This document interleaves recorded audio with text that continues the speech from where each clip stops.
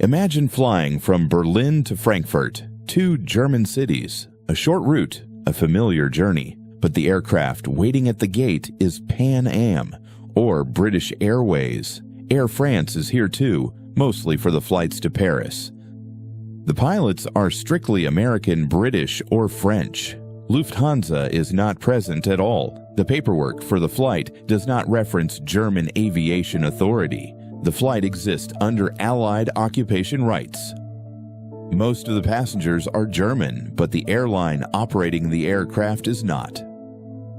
For people in West Berlin from 1946 through the mid-1980s, this was simply how life worked. It did not feel like a temporary condition or an awkward compromise. It felt normal, something inherited from the past but lived in the present without constant reflection. The strange part was not that it existed, but that it blended into everyday life so completely.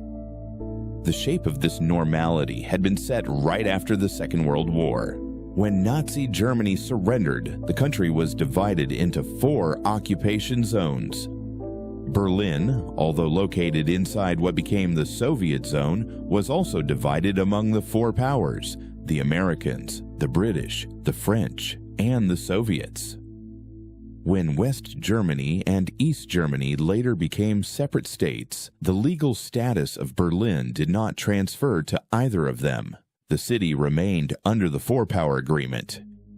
And because the western sectors of Berlin were deep inside Soviet-controlled territory, access to West Berlin depended entirely on Allied guarantees. Because of that, the airspace over West Berlin belonged to the Allied powers, not to West Germany. And under this arrangement, only airlines from the United States, Britain, and France were allowed to operate scheduled services to the city.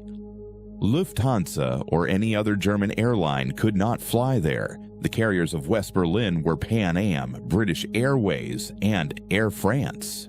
TWA linked Berlin to its European gateway cities and from there to the United States.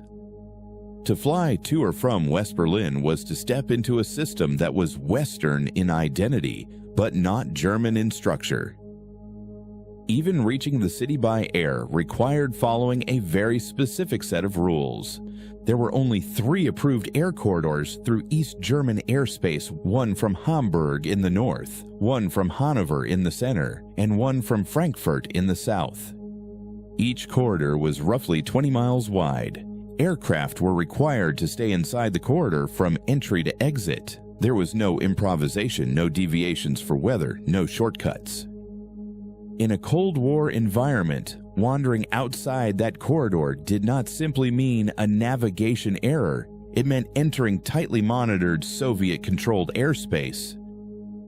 Pilots who flew these routes for Pan Am in the 1970s described the flying not as tense or dramatic, but as calm and deliberate. The corridor required attention, altitude checks, heading corrections, quiet focus. The routine created its own rhythm.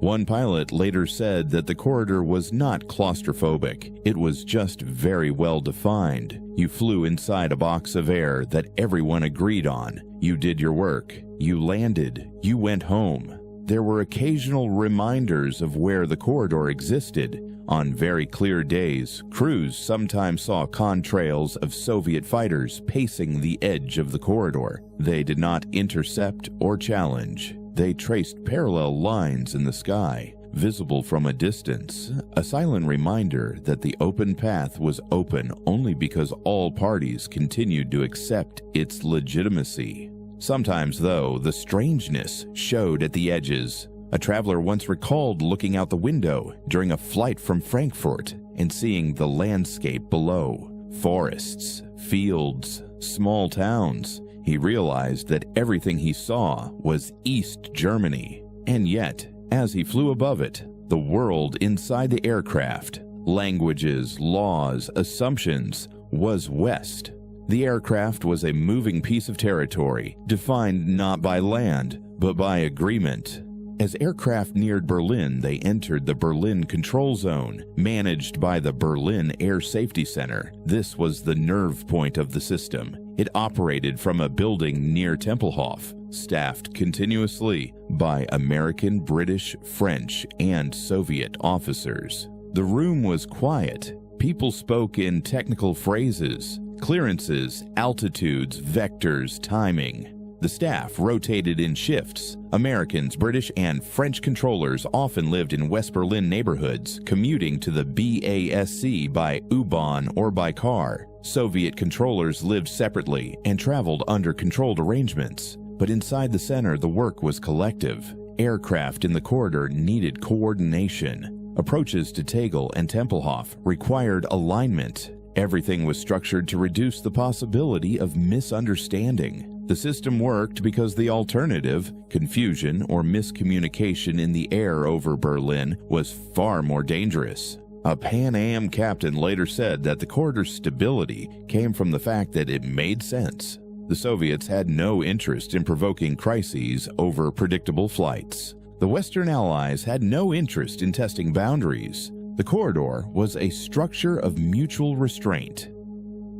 The airlines that operated within this system developed their own subcultures inside the city. By the 1970s, Pan Am's Berlin operation had grown into a large, stable organization.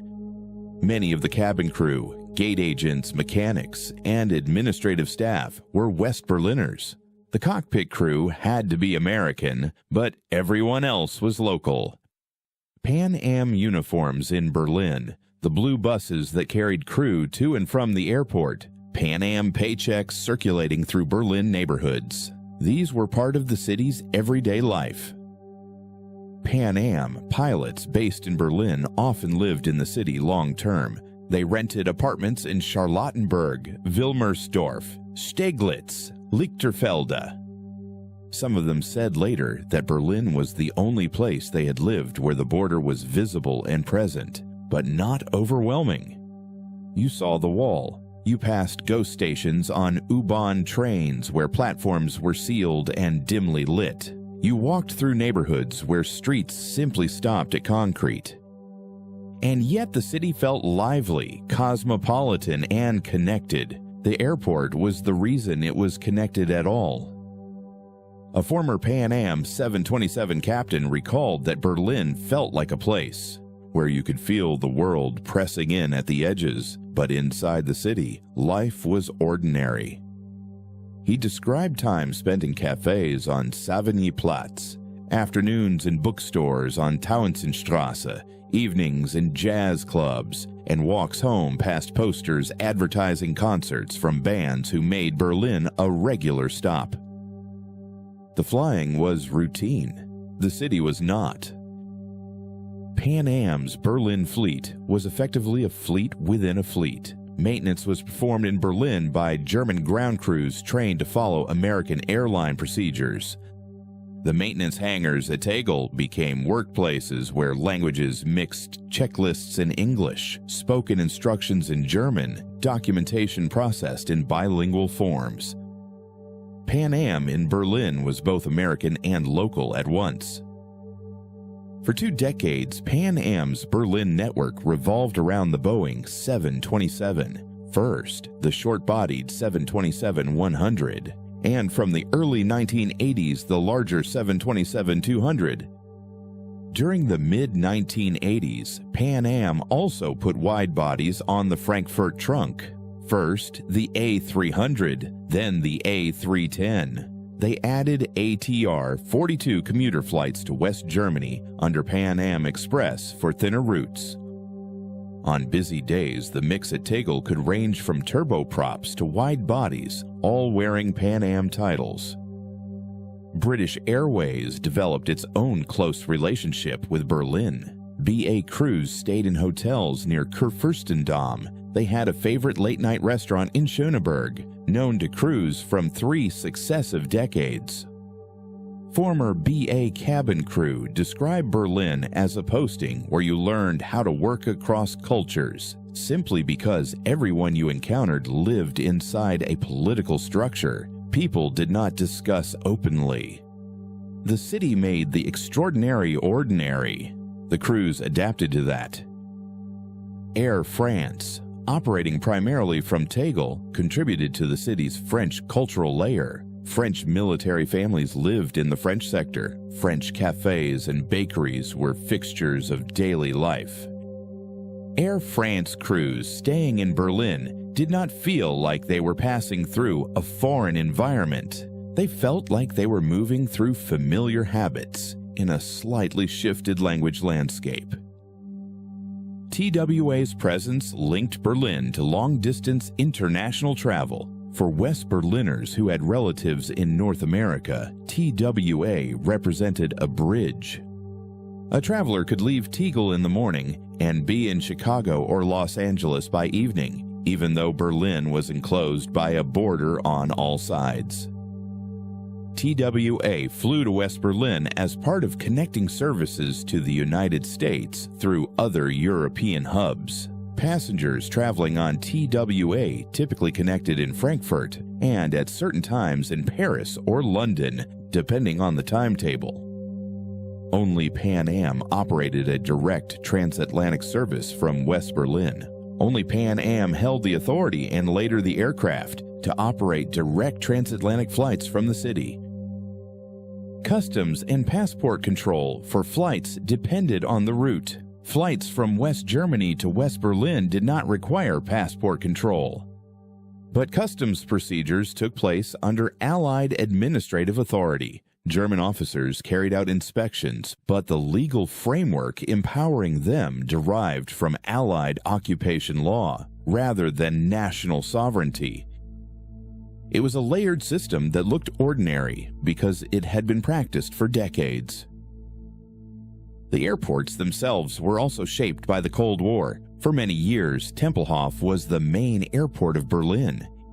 Its location close to the city center made it iconic, but it also created limitations. The runways were surrounded by dense residential neighborhoods, and as jet aircraft became standard, the restricted approach paths and lack of expansion space made operations increasingly difficult. Tegel was the result of this necessity. During the Berlin airlift in 1948, Tempelhof and RAF Gatow in the British sector were operating at capacity. To keep the city supplied entirely by air, the French authorities ordered a new runway to be built in their sector. The ground at Tegel was poor and unstable, but there was no alternative. Engineers stabilized it by driving thousands of timber piles into the earth, and work crews operated continuously. The runway opened after just 3 months of construction, and at more than 2,400 meters, it was one of the longest paved runways in Europe at the time. As civilian aviation settled after the airlift, Tegel became the airport best suited for jet operations. It had space, clear approach paths, and room to expand. By the 1970s, it had overtaken Tempelhof as the primary airport of West Berlin. Pan Am and Air France moved most operations there. British Airways followed. Tempelhof remained meaningful, but Tegel became essential. There were no fatal accidents involving airliner passenger services operating the Berlin access corridors under the four-power regime. That was the point of the system: stability, repetition, predictability, safety. But there were corridor incidents, a small number of weather-related diversions, occasional altitude deviations corrected quickly. One well-documented incident in 1966 involved a Pan Am flight that temporarily left the corridor boundary due to a navigation equipment issue. The aircraft was escorted by Soviet fighters for several minutes before re-entering the corridor. No shots were fired. The flight landed safely.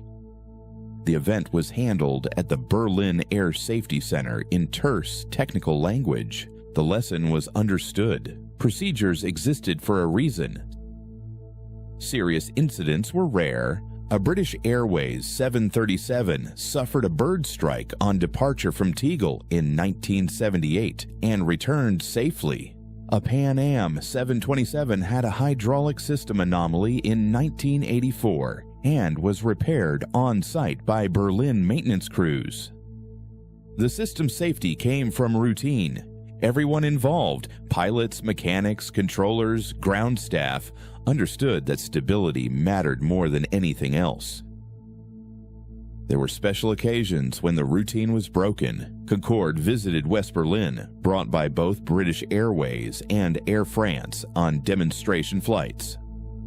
Concorde could not be used in scheduled service because the corridor altitude structure and Tegel's approach patterns made sustained supersonic operations impractical. But the demonstration flights were symbolic. Photographs show crowds lining the airport perimeter. Thousands of people gathered to watch Concorde's approach. One visit in 1988 drew people onto rooftops and balconies. In a city defined by containment, Concorde represented pure outward movement. It was a machine built for speed, distance, and global connection. Everything West Berlin valued, but did not experience in its geography. And then, in 1989, the wall opened. People walked through checkpoints that had been rigid for decades. Street corners that had felt fixed in place began to shift. The city breathed differently. The corridor did not disappear immediately, but its meaning changed. Flights still followed it. Pilots still flew the line. But the psychological boundary dissolved before the procedural one did. In 1990, reunification formalized the end of the system. Lufthansa returned. Pan Am, already under financial strain, sold its Berlin routes and soon ceased operations. The Berlin Air Safety Center closed. The corridors were removed from charts. Airspace became German again. Tegel continued to operate until 2020. Tempelhof became a park. The runways where aircraft once landed became open fields for walking and recreation. For more than 40 years, the aircraft that connected West Berlin sustained a city that existed because of connection. The flights did not draw attention to themselves. They worked by routine, by precision, by the quiet professionalism of pilots, mechanics, controllers, and ground staff. People lived inside a system that was unique in the world. They accepted it, not because it made sense, but because it worked. The extraordinary became everyday life. The aircraft took off. They flew the corridor. They landed. And the city remained open.